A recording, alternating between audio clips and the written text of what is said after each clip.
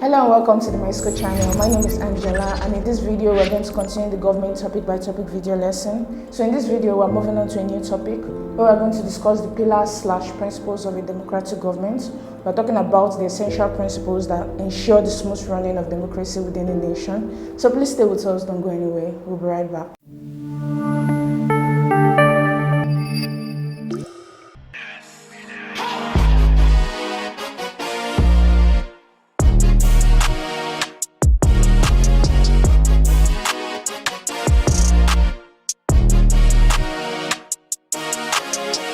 Welcome back to the My School channel. Like I said earlier, we are moving on to a new topic called pillars/principles of a democratic government. So let's dive right into it. Alright, so here are the things that we're going to be discussing in today's video lesson. We're going to begin with the definition of democracy, and then we're going to move on to the origins of democracy. Where did democracy originate from?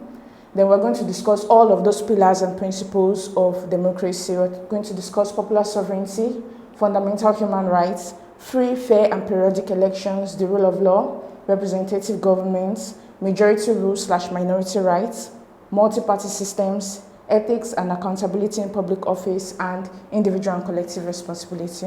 So let's begin with the definition of democracy. Alright, democracy can be defined as a form of government where political power is vested in the hands of people, either directly or through elected representatives. So in this form of government, power rests in the hands of the people, not in the government, in the hands of the people. The people decide who should rule them, who should make decisions within that country. So the term is derived from the Greek word demokratia, which was coined from demos. Demos means people, and kratos. Kratos means rule. So it's a system of government or a form of government where the people rule. So Abraham Lincoln also defined democracy. This is the most popular definition of democracy. He defined democracy as government of the people, by the people, and for the people. You can see people is the major concept here. When we are discussing democracy, people must be in the definition because it is a form of government where political power rests in the hands of the people. Now let's move on to the next slide. All right, what is the origin of democracy? So democracy originated from two different civilizations in our past. It originated from ancient Greece in 5th century BCE. So the form of democracy that originated in ancient Greece was direct democracy. So the concept of democracy has its roots in 5th century Greece. The citizens of Athens began to develop a system of popular rule that would last nearly 2 centuries. So this Athenian democracy was direct and centered around the assembly, which was also called ecclesia. So here decisions were made by a vote of the citizens. So the citizens gathered together to make decisions for themselves. This time around, they are not electing representatives who make the decisions for them. They are making the decisions by themselves. So that is how direct democracy works. So the demos or group of citizens eligible to participate was limited to male citizens who were 18 years or older. So that is the form of democracy that was developed in ancient Greece. Then there was another form of democracy that was developed in ancient Rome. So around the same time, popular government also appeared in the city of Rome, where the Romans called their system a republic or a republica. So the Roman system was complex with multiple assemblies and a powerful senate, but it did not evolve into a fully representative government like later democratic system. So in this system, they elected people who would represent them in the Senate, in this assembly. So they will make decisions on behalf of the people. Though it's a representative democracy, it is not as developed as the form of democracy we have in our modern times. So now let's move on to the next slide. All right, so we're going to discuss the modern form of democracy. So the philosophy of John Locke on the natural rights to life and liberty, and that of Baron de Montesquieu on separation of power, shaped the development of modern democracy. So it is the philosophy of John Locke and Baron de Montesquieu that shaped the democracy we have now. So the American Constitution is shaped by these philosophies, the philosophy of John Locke and the philosophy of Montesquieu.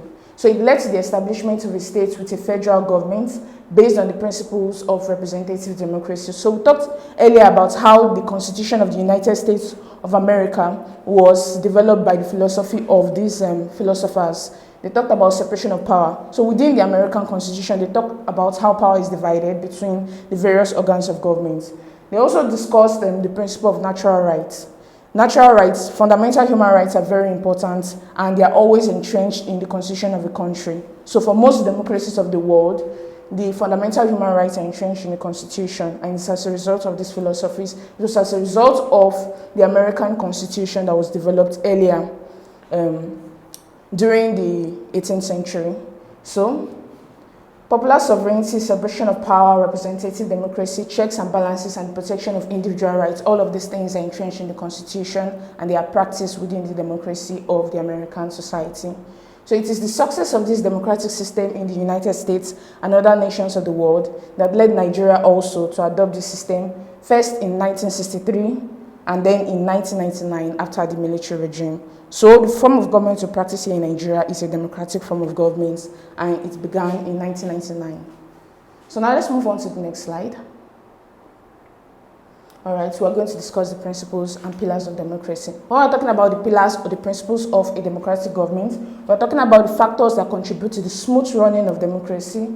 This is because they are the structures that support and sustain the democratic system. So without these pillars, without these principles, democracy would not exist in a society. So we're going to discuss each of them one by one. We're going to begin with popular sovereignty. All right, popular sovereignty is a fundamental principle of democracy that asserts that the authority and legitimacy of the government are derived from the will and consent of the people. So power rests in the hands of the people. It is a very important concept in democracy. So it means that the people are the ultimate source of political power, and the government operates within their consent. Now let's move on to the next slide.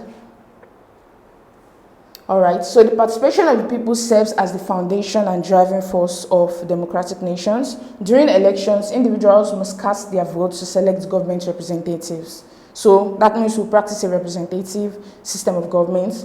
So these elected officials rise to coordinate and utilize all the other pillars of democracy to ensure the success of the country's democracy. Now let's move on to the next slide. All right, we are going to discuss key aspects of popular sovereignty. One of the key aspects is the consent of the people. So the government's legitimacy comes from the consent of the people. Citizens vote to decide which representatives will make decisions and govern on their behalf. So without the people's consent, the government is not legitimate. It doesn't have that power that it's supposed to have without the people's consent. If they do not have the people's consent, the people will vote and they can be dethroned from the office that they've been assigned to or they've taken without the people's authority. So another key aspect is active participation. So citizens have the rights and responsibility to participate in the political process. So this includes voting, engaging in public discourse, and being involved in civic activities and decision-making processes. So all of these are involved in a democratic system. Without active participation, people cannot make their interests known to the government. So it is not a democracy anymore. Another key aspect is accountability. Elected officials are accountable to the people. If the government fails to represent the people's interest, the electorate has the power to replace their leaders through election. So without the government performing their duties appropriately, the people can choose to not elect them in the next election cycle. So as a result of that, the government has to do their job. They have to be responsible. They have to do all of the duties that have been assigned to them. Otherwise, they would not get elected in the next election cycle. So accountability is very important in a democratic society. Also equality. All citizens have equal rights and opportunities to participate in the political process. So this includes the right to vote, run for office, and express political opinions. So all citizens within the country have equal political power. Now let's move on to the next slide. So what are the reasons why popular sovereignty is essential in a democratic society? First of all, it establishes the people's authority as the basis for all governmental power. So without it, the government's legitimacy is compromised. Without the people's consent, the government is not legitimate. All right, let's move on to the next one. By deriving power from the people, a democratic government ensures that it reflects the will and needs of the populace. So in order for a government to function smoothly, it needs to know about the interests, the needs of the people. And so it has to seek the consent of the people. It has to ask what the people need in order for it to perform its duties appropriately. So Also, governments based on popular sovereignty must remain accountable to the electorate. So this fosters transparency in decision-making and governance, as leaders must justify their actions to the people. This makes the government perform their duties more responsibly. It also leads to economic development and the development of the society, because now the government is more responsible, is more transparent in the performance of their duties. So all of this helps to ensure that the society continues to develop. So popular sovereignty also supports the protection of individual rights by ensuring that government actions are subject to the approval and scrutiny of the citizens. So when the government is able to seek the consent of the people, it will always ensure that it protects the individual rights of the people, right to life, rights to education, and all the other fundamental human rights are going to be protected if the government is always constantly seeking the approval of the people. The people will always be able to come back to say, okay, in this particular situation, this policy is not helping to maintain the rights that I'm supposed to have as a member of the society. So this helps to ensure that the government is accountable to the people. Now let's move on to the next slide. All right, we are going to discuss another pillar of democracy, which is fundamental human rights. So fundamental human rights are essential to the functioning of a democratic government, as they ensure the dignity, freedom, and equality of all individuals. So these rights are inherent to every person and are protected by law. So without fundamental human rights, there will be no democracy, because the rights of people have to be protected in order for them to be able to voice their interests, their opinions, their beliefs to the government and the society. So now let's move on to the next slide. As a pillar of democracy, fundamental human rights provides the foundation for a just and equitable society where individuals can participate fully in the political, social, and economic life of their community.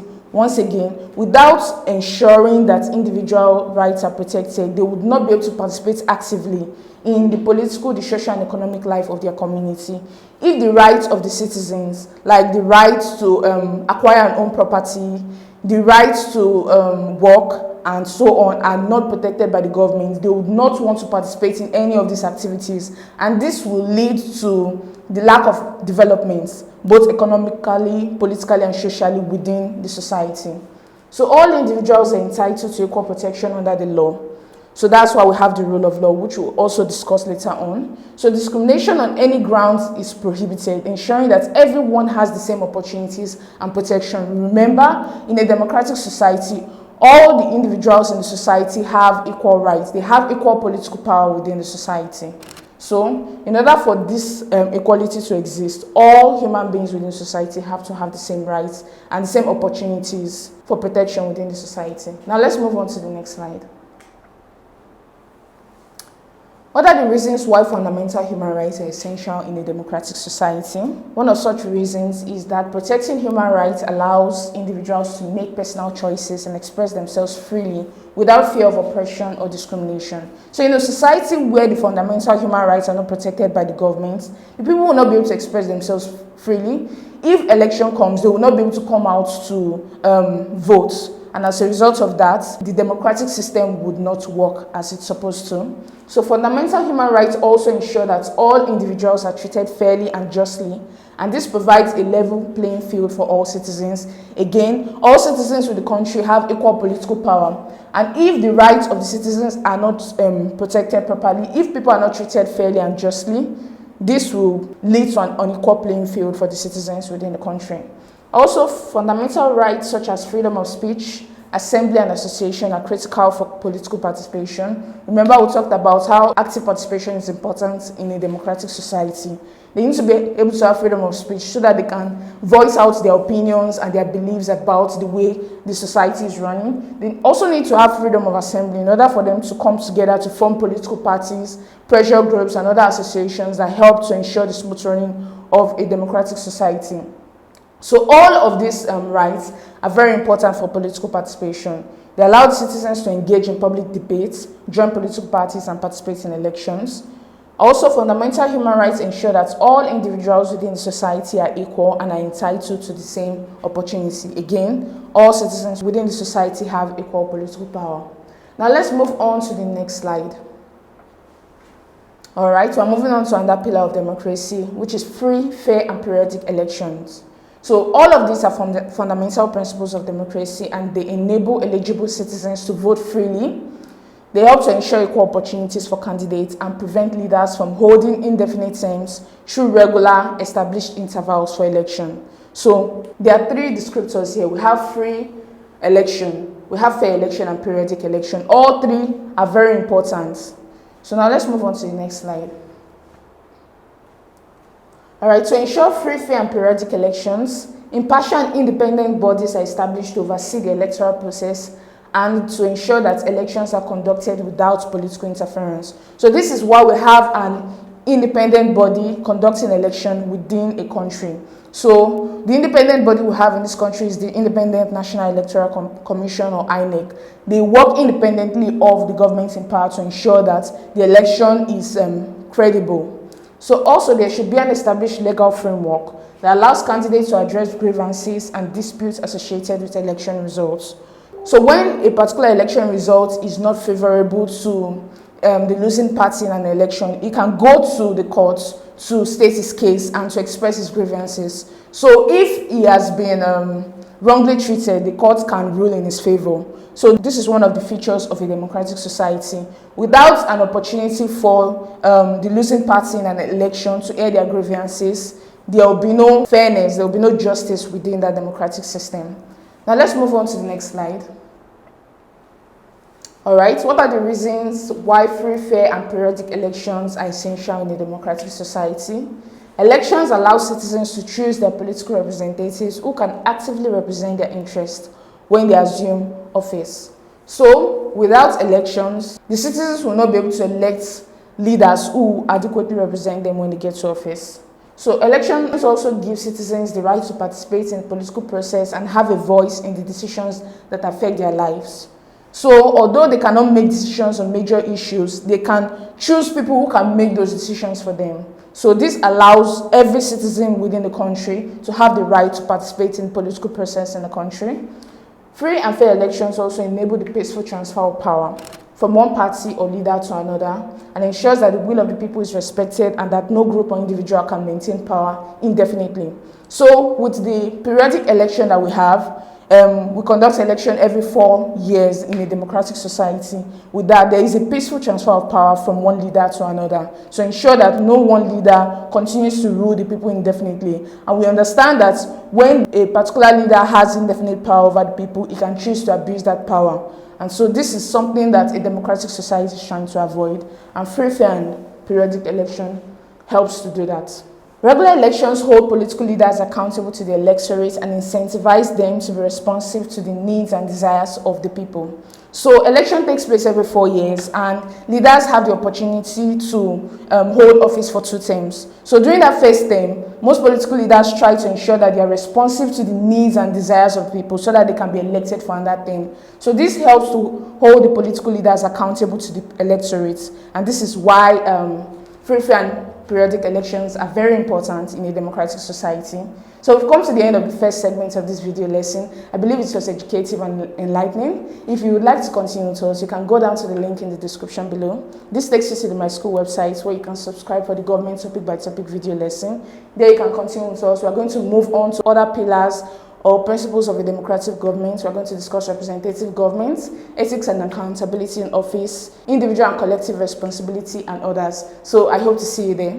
I believe you're enjoying this content. If yes, please do not forget to hit the like button, click on the subscribe button, and lastly tap on the notification bell to get informed as soon as we release the next videos.